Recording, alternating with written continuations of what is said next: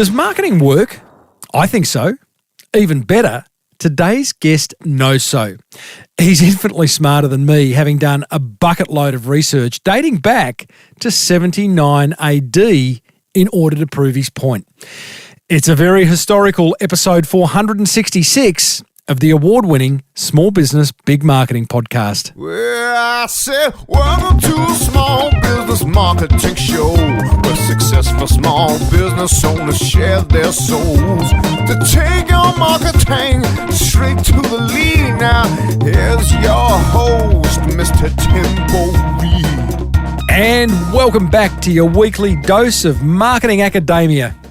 I'm your host, Timbo Reid. You, infinitely more importantly, you're a motivated business owner, ready to crank out some great marketing to build that beautiful business of yours into the empire it absolutely deserves to be. But if that's not enough and you want a little bit more marketing love, then let's get personal with a one-on-one coaching session, which you can book over at smallbusinessbigmarketing.com. Big episode today.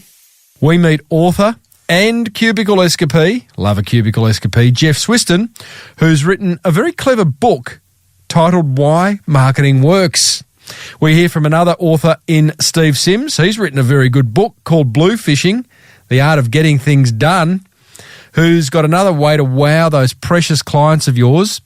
And whilst on the topic of authors, a well-read listener shares how this show has changed his life, and as a result, wins lots of prizes. As per usual, team, there is marketing GOLD dripping from the ceiling over here at Small Business Big Marketing's HQ. So let's get stuck right in. Oh, wow. Wow. Oh, wow. Wow. I can't hear you. Oh, wow. Wow. Did someone say something? That, my friends, is a clear sign that it's time to get wowed. As usual, all the way from California, we're joined by Captain Wow himself, Steve Sims, who's also the founder of The Bluefish, LA's leading concierge service with clients such as Elton John, not to be sneezed at. So he knows a thing or two about the wow. Steve, are you ready to drop another wow bomb in our laps this week? Oh, I'm ready for you, pal. Well, we don't need to talk about Elton John. I was going to ask, but we've already done an episode about how you got Elton John as a client, so I'll put that link in the show notes. What's your tip this week? I want people to get selfish. I remember as we grew up and as a kid, my mum would often kind of grab me when I was, playing in a playground or I had sweets. And she would always go, oh, don't be selfish. Don't be selfish. And you grew up thinking that this word selfish was a bad thing. Now, I'm here to tell you that you should revere it, you should respect it, you should honor it, and you should put the word selfish on a pedestal and look up to it, because you ain't getting any younger. As with wonderful podcasts like this, and thanks to you and thanks to MX for doing it, we're getting smarter. Mm-hmm. So we need to get selfish with our time and how we disperse what we know to help other people. So I want you to start valuing what you own, what you have inside you. And when you're dealing with a client, be selfish about your time. Be selfish about your knowledge and go, hey, I really want to help you. Do I have your attention? Are you there? Are you engrossed in this moment? Are you immersed in allowing me to help you better XYZ? I want you to start respecting your time, and bluntly, I want you to become more selfish with your knowledge. And I wonder whether, too, being selfish, it sort of sounds negative when you say it, but I get what you're saying. You also create scarcity, and when something's scarce, people want more of it.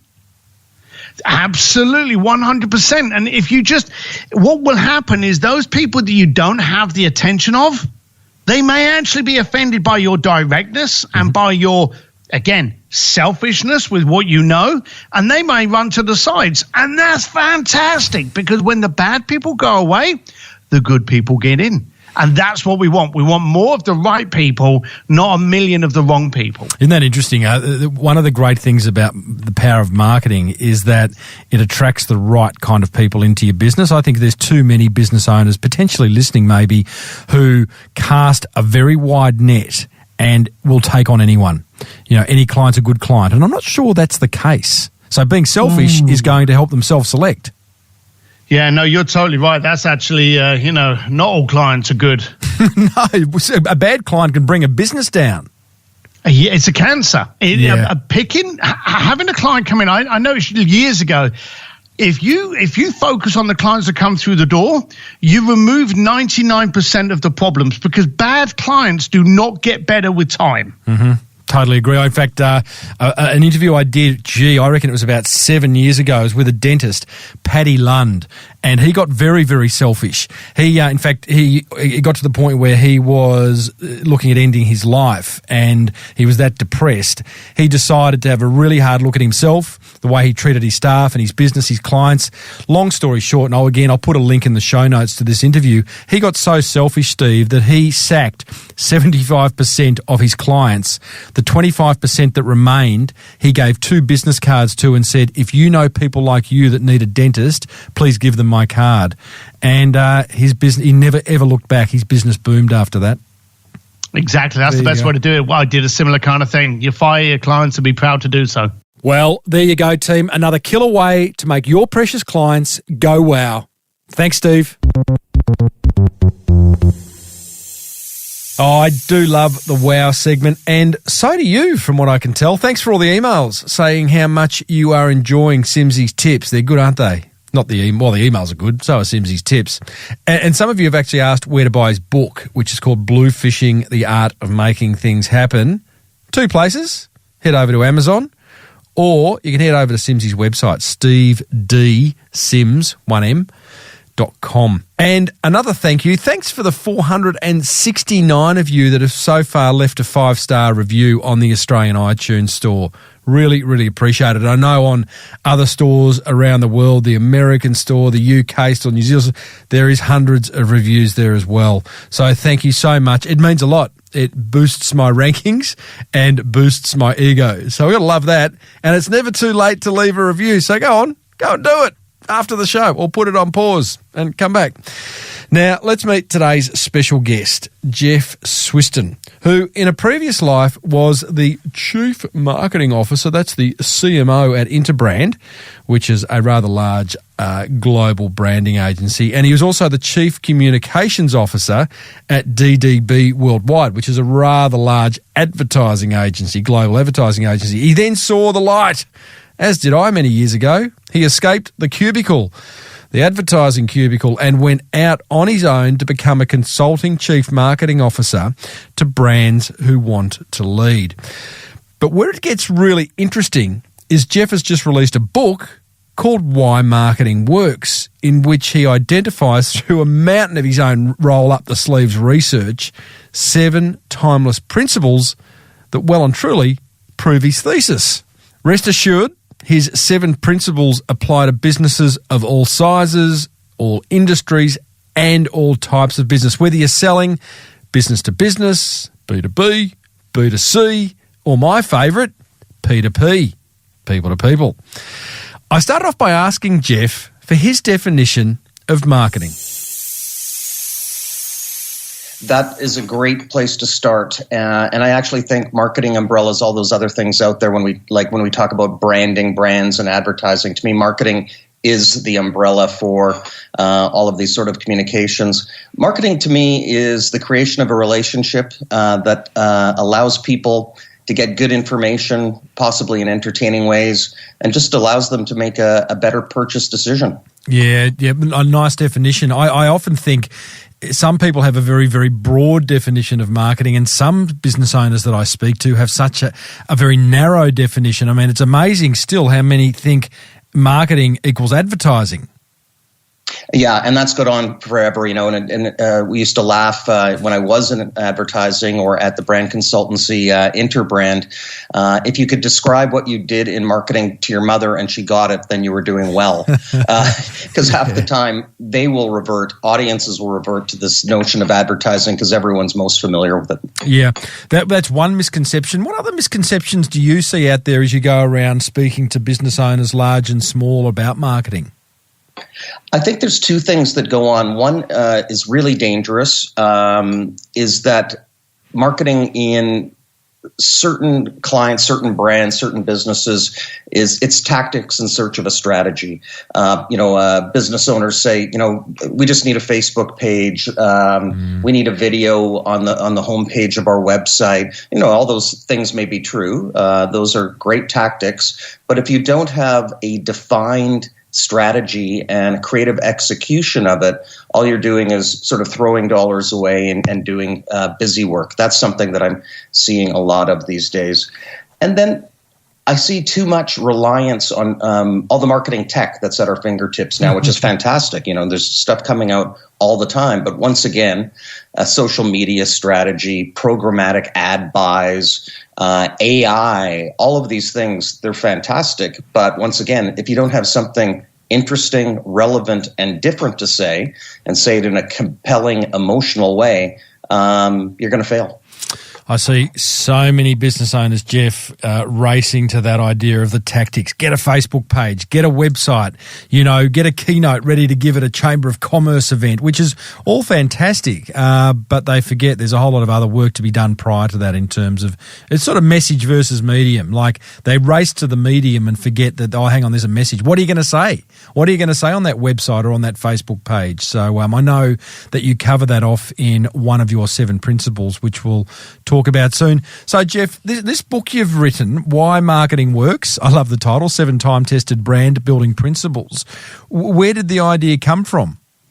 It's interesting, given your audience is, I'm sure it's a range of businesses, but you're focused on small. So I'm a Canadian. I live north of Montreal in Quebec. At a ski resort, actually, so I'm very much the stereotypical Canadian now. I have worked in the big cities, but now we're in this small market, and I travel around. But one summer, about 4 or 5 summers ago, my wife and I went to the local farmers market.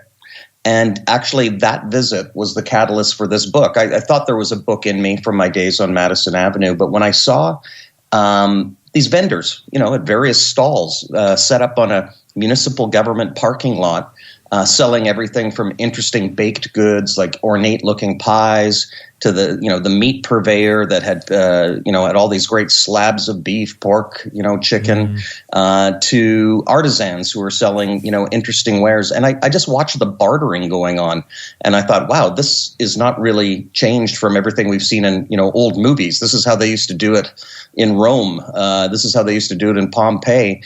And it got me thinking, has marketing really changed through the years? And is there some consistency and continuity to the practice? So I went back, a good 200-300 years, wherever I could find something really interesting, and began cobbling together marketing's history. And from that, the 7 principles fell out.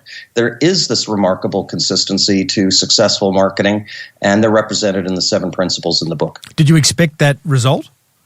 Not at all. Quite frankly, I'm just a fan of history, so I thought maybe I'll write kind of, the history of marketing, which would have been daunting unto itself. But I started grabbing these nuggets, and they kind of fell into line all on their own. And I have to give credit to my publishers and editors. They sort of pushed me in this direction too, not to simplify things. I'm not a big fan of, how-tos and checklists and things like that. So, I want to emphasize to your listeners, you don't do these 7 things as a checklist. There are things that are happening all the time, and you've got to keep your eye on all of them. It's interesting how they interrelate, but they're not do this thing and then do this thing and then do the next thing. They're the elements that make up a great marketing strategy and plan. I digress for one moment, but not being a big fan of how-tos and checklists, we have become a bit of a how-to and checklist society. It's sort of they're the clickbait of the internet, aren't they? If you see oh my God, you've hit something. You and I could probably have 10 pints over this one, but it really bothers me because I do wake up and I do my sort of go to my favorite sites and news sources and apps. And, the 7 ways to do this, the 6 things of that. So I actually fought with my publishers about, putting that 7 brand brand building principles right on the cover. But the fact of the matter is I've proven them. They're there. They make sense. And they're a lot of fun because I really grab some anecdotes. We're all sick as marketers and business owners sort of hearing about the same brands over and over again. How much can you hear about Apple, McDonald's, Coke?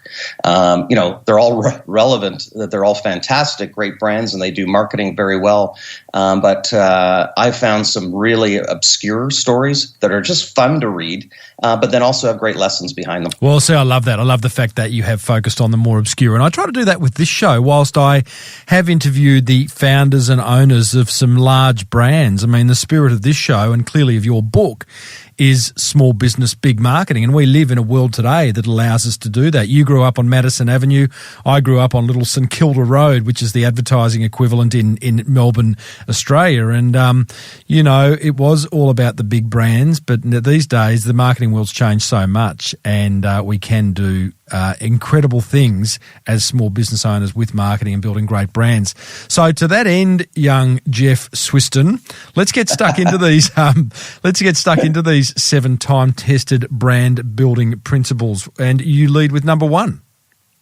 Yeah, this was an interesting one, and it seems when you read the whole list, it seems like, ooh, does that one really fit? But when I look back through the years, the most successful stories, marketing stories, were positioning the brand, the product, the service as a solution, something to make people's lives easier, more enjoyable. And there's some great stories in this one. I love the story of just the Gillette razor starting and how in the first year, the gentleman's name, by the way, was King Camp Gillette, quite a name. Yes. So Mr. Gillette, in his first year, he had this new system back then. You had to sharpen your straight razor and go through all that effort for a daily shave, and he created, the stamped blade that fit into this thing.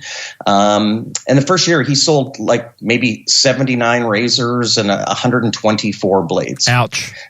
The next year, and I'm paraphrasing, but the numbers in the book, it was literally like 70,000 of the razors and 140,000 blades. And what he did, the difference there is he sort of asked himself, I've got this tremendous product. It obviously is groundbreaking. Why aren't people getting it? So he actually began positioning through advertising in magazines, wherever he could distribute and afford, that this was a time saver. It was better for hygiene, and I love this. It was a path to professional success for a gentleman. If you were well groomed, you had a greater chance of acing that interview, getting a job, getting that promotion. So that was positioning the product as a solution rather just as a alternative to the other way of shaving. Well, and great learning. Offering benefits versus features is probably the same thing as offering a solution, isn't it? Like, what's in it for me? That's the society we live in. Yeah, absolutely, and you've probably worked kind of from the same pyramid graphic. When you look at whatever it is you are offering, there's the fundamental functional benefits it provides. There's some emotional benefits, that next bandwidth, and then the top of the pyramid is the higher order benefits, and that really is even farther than what's in it for me. It's really, how is this going to change my life for the better? And if you can craft a story, craft a message around that, you're going to move blades, obviously. Totally. And there's a great tip around turning a feature into a benefit, which is a little copywriting tip that I learnt years ago, which is when you use the words which means. So if a car is, for example, the car is red, which means it goes a lot faster.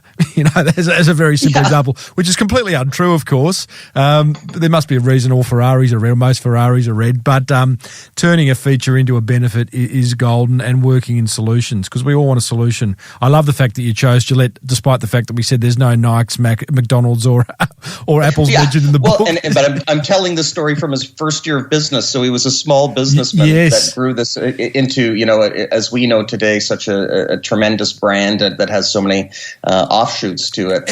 And to your point too about that, if you can change that, just change that story a bit. And I love the line from the mattress industry is, you don't sell the mattress, you sell the sleep.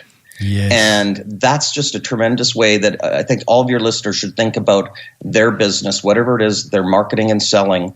Don't sell the product, sell the benefit, sell that higher order benefit, and you're going to have far more conversations and far more customers. And so inspirational, as you say. King, what was his name? King Camp Gillette? King Camp, C-A-M-P. And was a small business owner once. You know, he was selling 79 razors in the first year. That's crazy. And now it's the biggest blade in the world. So great story. Jeff, what's the next marketing principle, number 2? Well, and there's been a lot of debate about this one, but I just, to me, I adhere to it. I just can't see any other way of communicating a brand, but that's through telling stories. Stories are the currency of humankind. There's that old proverb, if you can talk about facts and figures and people won't remember them. You can show people stuff and they'll kind of, but if you phrase it in a story, people are able to take that away. And I just think when you go to like a cocktail party this coming weekend, what's the first thing that's, someone new is going to ask you? What do you do for a living? Or, what do you like? You end up telling a story. Stories are everything. And in this particular chapter, and it's around the same time of Gillette, I talk about Odor Oh No, which was the first sort of perspiration brand that came out. And believe it or not, again, a very small business at the start and a very young business owner, a 17-year-old girl named Edna Murphy, saw that her surgeon dad was using some sort of solution to keep his hands dry during surgery. And she turned it into really the first perspiration brand. And she failed too, kind of like King Camp. Went out there, sold it on medicinal benefits, and ended up hiring J. Walter Thompson and the gentleman who would go on to lead J. Walter Thompson worldwide, that agency. And he turned the story more to a social faux pas, that if you were exuding a unhappy smell in society at parties, then you were not going to rise, within your social circles. And interestingly enough, this was originally pitched, Odor Oh No, to men. He said, no, the target market is women. And he kept pushing on that. And initially, they were really insulted. He was taking out ads in some pretty well-known magazines back in America at the time, Good Housekeeping and things like that. And actually, there was a huge backlash by women saying, this is an insult to us. But sales climbed in similar scale to the Gillette Blade story. And so he really hit upon something. And his ads are absolutely beautiful. The one-page ads, he writes these long, they must be, 800-word copy ads back then because people had patience for it. They weren't as bombarded as we are today. And they were like stories of how to be a successful woman, how to be an important woman, how to be a woman with social cachet. Right, nice. The day of the long copy ad is well and truly gone, although you could argue that when everyone else is shouting, it's time to whisper, and the whispering would be a long copy ad, but even ads these days are kind of dead in that form, aren't they? Well, I still, to me, even the most complex brief that an advertising agency or consultant would get should be able to be explained in a few words in a Word document. You shouldn't need to go to PowerPoint right away to get your point across. You shouldn't be, having to do visuals or video. You should be able to solve the problem in a few words. And that's why I still think when I see a gorgeous print ad, whether it's long or short copy, I'm still really excited by that because someone's done some smart thinking. Jeff, the 2 principles that you've shared so far, position your offer as a solution and tell stories, totally agree with them both. They raise the anxiety that many small business owners have around copywriting. Probably they don't even know, some of them don't even know they have the anxiety, but they're having to write their own copy, their own web copy, their own ad copy, their own sales letter copy. And as you and I know, copy is just so important. And I wonder whether you have a solution to this, because copywriters aren't cheap. Not every small business owner can necessarily afford a copywriter, although they all seem to have a graphic designer on their team. Any tips there? Yeah, no, it is. You've hit a real conundrum, and it is a tough one. I'm actually engaged with a client right now 140 location sweet treat franchisee model. And that sounds like a significant business. And, they're taking in franchise fees every month. They're selling this product called a beaver tail. It's a Canadian product. Not a real sugary beaver. stamped doughy thing. Not a meaty beaver tail, as in it's a sugar. It's a candy.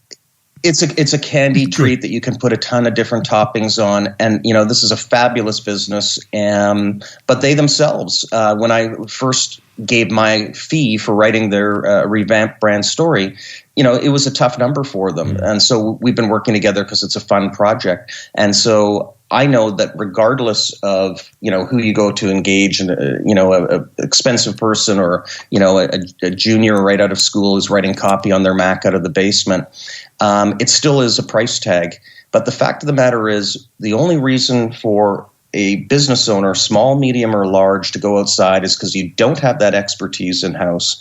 And also the objectivity to your brand, to your business, you're paying, that's what you're paying for. Because, on a day-to-day scale, small business owners are doing everything, from accounts receivable to payable to employee training to whatever it is. You could have, 3 florist shops and you could be run ragged, right?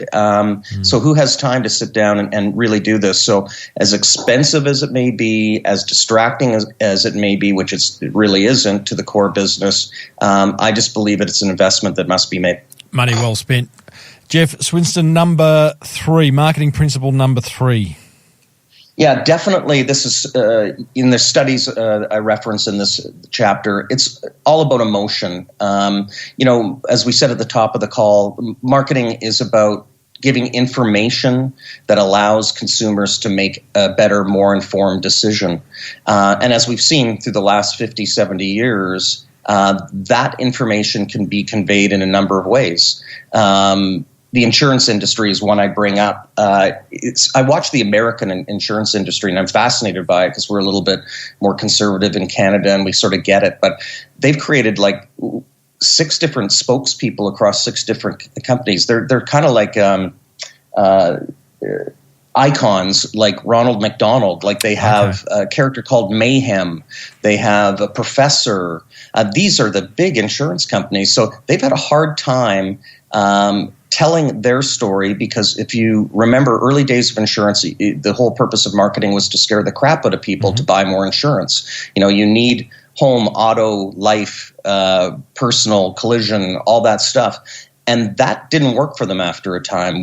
They sort of threatened consumers away. So now these big insurance companies in the U.S. have created sort of cuddly icons and mascots that talk irreverently about the need for insurance. It's not the greatest example for success, because I think they're just fighting over little bits of market share. But it's interesting. They moved from scare tactics, a certain emotion around that, or threatening, to one which is more humorous, more irreverent, to bring people in. And hopefully when they got people in, they can tell their story. So that's an interesting one. That's not the greatest example, but what I really like is the Unilever campaign, the Real Beauty campaign that won all the awards like 5, 6, 7 years ago. So I talk about that in the book. It was about moving away from society's take on what a woman should look like. And then all of a sudden in Unilever's campaigns, they started showing real women in their underwear. They started showing, people of all shapes and sizes talking about their body image issues. And this was really amazing for a company that is selling beauty products, which has all been about, covering women's faces up in some regard. Now it was about stripping things away and really talking about society's notion of what it is to be a beautiful person. And that was a hugely emotional story and won lots of people over, and it was reflected in their results. So the principle here, Jeff, is about injecting emotion into your marketing and avoiding and staying away from the rational, which kind of plays back into offering up solutions, telling stories. All that is emotion. And in fact, the best definition I've heard of a brand is it's an emotional connection. So I get it. The more we can inject, using, I only yesterday I was actually reading about how Ronald McDonald, the clown, came into being, because up until then, McDonald's was selling on price. They were 15-cent hamburgers. And then one of the franchisees from Chicago area came into head office and said, I've been using this clown, and every time I bring him out, our sales quadruple. And so it's sort of going from that irrational to that emotional kind of aspect of your business. Yeah, and those, I don't want to say they're gimmicky. They're great. They work. They draw people in. They give you, because there's just so much communication clutter out there. So, the point of the chapter, and you hit on it well, Timbo, it's about connecting with people as quick as possible, because we all have very limited attention spans these days. Yeah. And when you talked about that emotional connection, if you don't mind, I'll move to the next chapter because it's a great segue. And that next chapter is about building relationships. So if you've already gone out with emotion, the idea is you put yourself out there in some way. And now the hope is that you can build a long-standing relationship with the consumer. I actually kick off this chapter with a quote from Beth Comstock, who was huge at General Electric, and she's now vice chair. She says, "We are all emotional beings looking for relevance, context, and connection." And it's so true.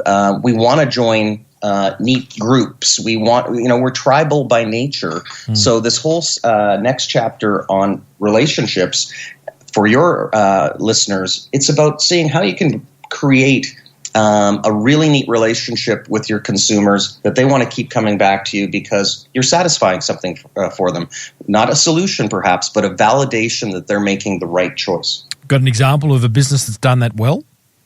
Yeah, so this obscure one has been hilarious. So if you read the reviews on Amazon of my book, 2 or 3 of the reviewers have actually brought this one out. I'm not sure if down under you guys had a treat called After 8 Mints. It was a Roundtree product out of England, so it found its way to Canada. Mm-hmm. The name was deliberate, After 8 Mints. You're going to have them after your dinner, and so it was instructive. It was teaching the Brits who had come out of austerity measures following World War II. This is around 1960. They were starting to get their economy back on track after being nearly bankrupted by World War II. And people weren't entertaining at that point. They didn't have the money to do so. But now there was new wealth, and they started entertaining. So these After 8 Mints came out and said, have a box of these on the table. They're sophisticated. They'll show that you're a great host. People started putting them out. And it was absolutely incredible. They gravitated to Canada. I remember my parents having them. So the After 8 story was great for a time. And then all of a sudden their sales started to slide again. And they looked at it and said, well, it's because we're telling people you only have a box after 8. And then all of their advertising switched in 2 different directions. First off, enjoy it throughout the day. And they did some really illustrative, fun campaigns with that. Second, they said, if you're going to be a guest at such a dinner function, you should bring a box of After 8 Mints to the host and hostess. They shouldn't only just provide it. So the next thing you know, they have 3 or 4 times the sales. But what I love about the After 8's story, because they still sell today, we're 50, 60 years on, is that they've gone through a cycle of marketing where they poke fun at themselves. There's an irreverence around these wafer-thin mints that come in their own little pouches. They poke fun at themselves, but they've built relationships with their audiences that have lasted now from one generation to the other because we have a certain nostalgia for it. And, you take that into the modern day, Jeff, and the building of relationships online is now infinitely easier. And it's two-way because of social media, because of email marketing, because of, lead capture on websites, all that kind of stuff. And the smart business owners out there, and I know there are many listening, have that ongoing conversation. We've talked at length about this on the show previously, where on your website, if you're a locksmith or a chiropractor or a solicitor, people are going to go to your website once, maybe twice. So therefore, as soon as they get there, offer them something in return for their email address so that you can have an ongoing relationship with them and offer them things of value on an ongoing basis, because one day they might need you.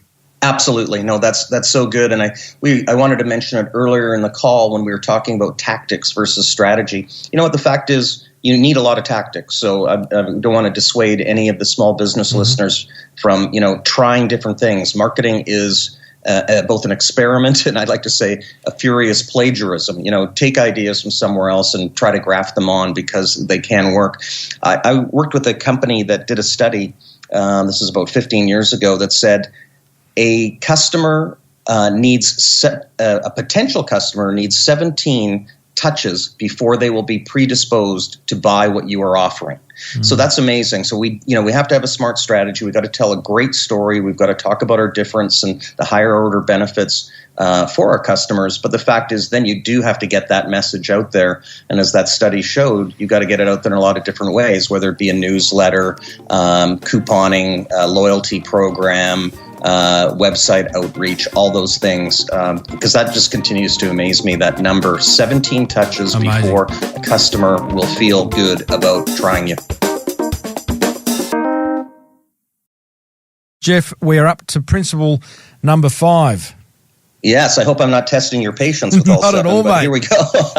So we've moved from relationships now, so that that was sort of the one-on-one. How do you generate that relationship? And then it's about building community around your brand, getting those like-minded people that are enjoying what you offer, whether it's a service, product, or other, to build a community. And I give lots of examples here, both from present day to the past. GoPro, the camera company, they've created a community of avant-garde and crazy athletes, recording everything they do from the ski slopes to jumping off cliffs. And related to that is Red Bull. What a community they have created around an energy drink and their activities in order to pull people in. And when you hear Red Bull now, you go, yes, that's a drink that can keep your teenage kids up at night. But no, it's a sports and entertainment business that has created a community, and it's they make as much money off their YouTube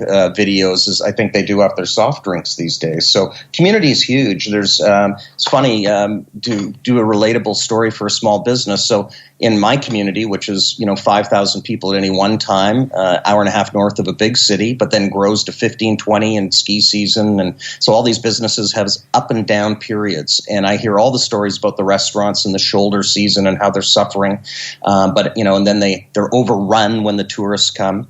And I see it firsthand. I think you'll like this story, Timbo. My stepdaughter is living here now and has started up a very successful hot yoga studio. And I've enjoyed watching her build a community around that studio. And if anyone's familiar with yoga, it's a community to begin with. But then there's these, communities within a community that really band around, love they're tied to the instructors who are good. They're tied to the studio that is offering clean facilities and great classes. But boy, she has parties and the instructors and the clientele show up. She does events in the community for free yoga for seniors. I've just watched her build this thing, and she hadn't read my book yet, so she was doing it intuitively and instinctively. But it was just really neat to see her, grow this business from I won't give numbers, but it's really impressive, and it's because she is focused on a yoga community here in our village. Well, I think there's a number of things there. That's a fun thing to do, and we should have said up front, marketing should be fun. I often say marketing should be a hobby, because when something's a hobby, you find time for it, you find money to throw at it, you find the resources. Secondly, I think as an insight into human beings these days, we're looking for community. We are an incredibly disconnected race, thanks to social media, which you could argue is a great way to build community, and it is, I get that. But I think more and more people are looking to look up and not down at their screens these days. And by looking up, I mean what your stepdaughter's doing is going to a party, connecting with other members of the yoga community, and just having fun and eyeballing, and I think that can only be of benefit to any business who really, really adheres to principle number 5. She's reminding me of a quote from good old Henry Ford, who said, "I like to see how much I can give with $1 instead of get with $1." So she's she's pricing things right. She's protecting her margin. She's doing all that. But she's also expending, personal emotional time on making sure people are happy with personal touches like hot cloths at the end, cold cloths at the end of a hot yoga class on people's faces, which is an additional investment for her. Yeah. All these things, but just to give little flares and panaches to what she does. So absolutely kudos to her. And I heard your sponsor there, American Express, and I talk in this chapter about their Small Business Saturday that they've done, which I really appreciate, which is to direct consumers in America to the small businesses of that nation, and how they've actually, achieved like $16.2 billion of sales on that day in 2015, according to the American Express website, because they've been working with their small business partners on promoting small businesses. And I love the story of Barack Obama and his family going to a local bookstore in Washington, D.C. while he was still the president, and taking the kids for a treat at an ice cream shop in Washington on that day. Just a lovely story. Love it, love it. Principle number 6, Jeff? Yes, and of course, you said marketing should be fun, and the reason why marketing is fun is it shouldn't be treated as a transaction. Of course, at the end of the day, everyone wants to have a sale, but now we position things as an experience, and that's how we all differentiate. How does one coffee shop get all the business versus the one across the street that isn't doing as well? There must be something in their secret sauce. The greeting from the staff, the cleanliness of the space, the variety of the wares, all that sort of stuff come into it. So as we've been saying, you've probably been saying this for about 20 years too, Timbo, it's experiences are key now. And even with the millennials, we're finding that they're staying away from buying cars. They're not as interested in getting that house and starting the family. They're putting their money into experiences, actual travel, participating in sporting events. So experience is taking on really a life of its own. Absolutely. We all love, again, it all comes back to getting out and about and experiencing things as opposed to just kind of that transactional nature. And it's amazing how transforming it can be when a business goes from simply being transactional to transformational, if you like. I interviewed a fellow a number of years ago now, Darren Finkelstein. He owns a little boatyard, or he owned a little boatyard down at a local marina. And it was a transactional business, buy, sell, service high-end motorboats. And he went from being transactional to transformational, Jeff, by simply doing a weekly weather report on his YouTube channel, which showed customers and prospects what the weather was doing that upcoming weekend and how it was going to affect his boating. And whilst that's not an experience that necessarily the potential buyer is having, he is still giving them an experience and an emotion that will help them have a great experience on the water. I love that story. That's fantastic. And I wrote a piece about 5 years ago about, I think I said it earlier, little flourishes, just little things you can do go an absolute long way in creating experience, creating connection, creating conversation so people go and share that experience, whether online or offline. I feel like there's a drum roll needed here. Have you left the best till last? Principle number 7? I've left, let's call it kind of a warning to last, and that is all that you do in marketing, all that you do in communicating your business has to be done with transparency, honesty, and this chapter is around authenticity. Just this last week, I'm not sure if the story was news down there. It was certainly news here, where the North Face, that apparel company, for outdoorsy stuff, they ended up getting into some trouble with their ad agency because they went on Wikipedia and swapped out pictures on 15 geographic sites. So you go to Wikipedia, where's great hiking, and Patagonia or someplace comes up, and Australia or New Zealand or Ireland, these 15 top places to go. Their ad agency actually went there and put promotional North Face photos in the Wikipedia sites. And you think, wow, was that just to gain awareness, just to have people, if they happen to, punch in and go to Wikipedia and see North Face? But it was actually also to drive their Google statistics.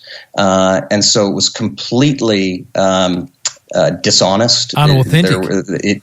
They totally got called on it, and they've apologized, but they haven't really, signaled what they're going to do as compensation for this action.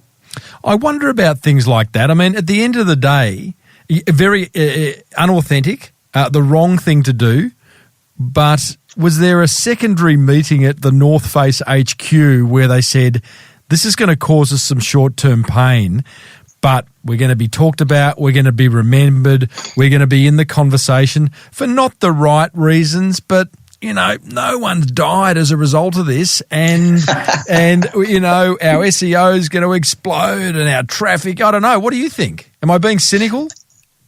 You know what? I think it's funny that I think we're if you're in this profession long enough, you get a little bit jaded, a little bit cynical, and certainly that was discussed too in follow-up reports. We had a similar issue here. We have a successful company out of Canada called Lululemon that is, one of the bigger apparel producers of yoga-related fashion. Back to that yoga thing, and about 2-3 years ago, or maybe more, they came out with a pair of pants that were a little too sheer, but sold them. And then when women were and they were women pants, were doing yoga moves and that, there was a little bit too much showing. And so the thought was around that too. They had to recall them all. They compensated the consumers who bought them, and they literally shredded them to dispose of them. But everyone at that time thought too, was that just a PR stunt? And that makes me doubly sick that you would actually hatch the scheme to have another scheme. It just makes no sense to me. I've got another one for you. The Starbucks takeaway cup that was accidentally, I put in quotes, seen on the most recent airing of Game of Thrones. Did you hear about that? I did. I cannot help. What's your take? My take is that Starbucks paid an absolute large amount of money for that to happen, because I just think that's just going to be, that'll go down in marketing history, product placement history. Or was it put there by accident? I don't think so. You know what? There's just too many people on set to let that flub. Correct. When they're in the editing process, you would pick that up. You would think. It's one that I think we'll probably hear in about 6 months. Some sort of stunt behind it. Jeff, great principles. I'm just going to reiterate them. Tell me if I've got any wrong. Number 1 was position your offer as a solution. Number 2 is tell stories. Number 3 is connect with people using emotion. Number 4 is build relationships. Number 5 is build community around your brand. Number 6 is don't treat marketing as a transaction, but as an experience. And number 7 is be authentic. Have I got them all right? Have I passed? I think you're a co-author. I love it. Well done. Thank you for contributing to the marketing story. It is a little bit of a history of marketing, this book, the Why Marketing Works, 7 time-tested brand building principles, which can be found on Amazon and probably all good booksellers. What do you hope, Jeff, just to finish up, because we've talked about self-publishing and just publishing a book on this show previously as an effective marketing tactic for small business owners. What do you personally hope to from being an author of a book now? Well, the first thing I got out of it was a cathartic exercise. I sort of wrote some stuff out that were bugging me, and I wanted to get out and get that out of my system. And then I just thought the content was fresh and interesting from my own perspective. I obviously want to get work out of it. I'm still a brand and marketing consultant. I hope someone picks it up and says, "Wow, I really agree." And let's get this guy in there. So believe me, it's in some ways a thick brochure that demonstrates my thinking, and being on shows like this demonstrate that I'm always thinking about marketing and very appreciative for the opportunity. It's a glorified business card. I wrote a book about 3 or 4 years ago, and it is absolutely, I love the idea of handing over a book when everyone else is when my competitors are handing over a business card when I'm looking for speaking engagements. So well done, Jeff. Listeners, you can find out more about Jeff at swystuncommunications.com, SWYSTUN. I think is the spelling. Have I got that right, Jeff? Perfect. Good on you, mate. Perfect. I'm sorry to hold you up. I'm sure there's a mountain to be skied, so I'll farewell you and all the best, Jeff. Thank you. Thank you, guys. It was absolutely a ton of fun. And once again, if any of your listeners want to reach out to me, the meter's not always running. I just like to have interesting conversations, so please do reach out. Very giving. Thank you. Thank you. There you go, Jeff Swystun, author of Why Marketing Works. I do love a marketing person whose meter isn't always running. In fact, I actually love any service provider whose meter isn't always running. Hey, here's the 3 ideas that grabbed my attention the most from that chat with Jeff. Principle number 1, use emotion to connect as quickly as possible with your prospects and customers. Love that. A great way to do that is to show that you understand the problems they have that your business, your product, your service, your brand can solve. Very simple way to show and use emotion. Principle number 2, I love the idea of building a community around your brand. You know, in an era where we're all looking down at a screen way too much, the idea of bringing people together excites the hell out of me. And here's a bit of an awkward conversation. I've been pretty hopeless at doing that over the last 10 years. I really love the idea of just hiring out a big stadium. Don't know if I could fill it. Love to, but a big room anyway. Big stadium. That's over the top, Timo. Get a life. Big room, and just invite all you SBBMers in it for a day or two and have a bit of a marketing bash. Love to do that. Build a community. One day, got to find the energy for it. You know? Anyone want to help? And principle number 3 that I loved of Jeff's is build relationships. As Jeff said, we're all emotional beings looking for relevance, context, and connection. So building and nurturing those relationships in your business, whether it be with your staff, your customers, your suppliers, the media, partners, whatever it may be, would be a good idea. That's what grabbed my attention. Whatever grabbed yours, be sure to block out some time and implement it. Come on down. It's Timbo's Monster Prize Draw.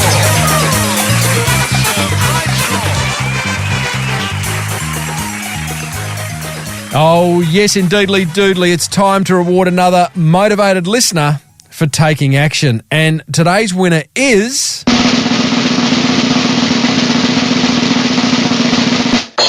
Damien Caneva of Point Cook Physical, who, according to his website, doesn't just treat injuries, he prevents them. Now, here's what Damien had to say. He said, "Hey, Timbo, I've purchased and read almost all of the books from the authors you've mentioned on your podcast. Seth Godin, Gary Vaynerchuk, your mate Andrew Griffiths, Ryan Holiday, Dave Allen, and Simon Sinek would be the key standouts. What effect they have had and what effect you have had is a blurred line. But if I had to identify 3 main elements, I would say that my patients, my staff, and myself all have a much clearer understanding of my business's brand." Well, that's a pretty good outcome, Damien. "Thanks to you, I have developed a distinct respect for marketing, which has helped my business excel. Lastly, I know that amongst all the information I've gleaned from these books, I need to stay focused on direction, not perfection." Very, very true. You've heard me mention that a few times, Damien. Probably some of those authors have as well. "Thanks for all your work, Timbo. It's safe to say you've changed my life." For the better, of course, he puts in brackets. "It's also safe to say you've changed a lot of people's lives for the better who've subsequently come into contact with my business." That's awesome. "And while I'm at it, just the exposure to all the different businesses and products you have provided on your podcast has made my life better, like the Orbit Key, the iFly Flat guy, the crazy marketing guy from Harvey Norman, etc., etc." Okay, got it. They're all past guests and they have an impact on Damien's work life. Love that. Keep up the good work, Timbo. Damien de Caneva of Point Cook Physical. Hey, Damien, just for sending that in, mate, you have won big. Here's what you've won: a $50 voucher from the Beach People, a full range of Liars non-alcoholic spirits. That's valued at over $500. $50 Sendle voucher, a $100 voucher to buy some tradies undies for you or your better half, a $50 voucher to buy some Sant and Abel PJs. You got a My DNA test kit valued at $99. These are all been donated from past guests of the show. How awesome is that? 2 tickets to Cham Tang's digital marketing workshop, thanks to Authentic Education. You got some promotion on this show and a backlink in the show notes. What more can you ask for? That's worth over $1,000 all up of prizes. You want to enter? Everyone else, do what Damien did. Send me an email. Tell me what's working for you in your business, an idea that you've learnt from this show and have applied in your business and what outcome it's achieved. Just keep it to like 25 words. No, 100 words. 100 words is good. Email me, tim@timreid, reid.com.au. And if I read it out on the show, you win. That brings us almost to the end of episode 466. Quick reminder, you'll find plenty more where this came from on the Podcast One Australia app, plus my entire archive of episodes and blog posts full of ideas to grow that beautiful business of yours is to be found over at smallbusinessbigmarketing.com. In the next episode, we catch up with one of the world's most famous business authors in Michael Gerber of the E-Myth fame. If you're getting value from listening, then don't keep it a secret. Be sure to let other business owners know about this podcast, which is presented by me, Timbo Reid, and cleverly pulled together by the exuberant team at Podcast One Australia. Until next time, thanks for tuning in. Now get out there and take action.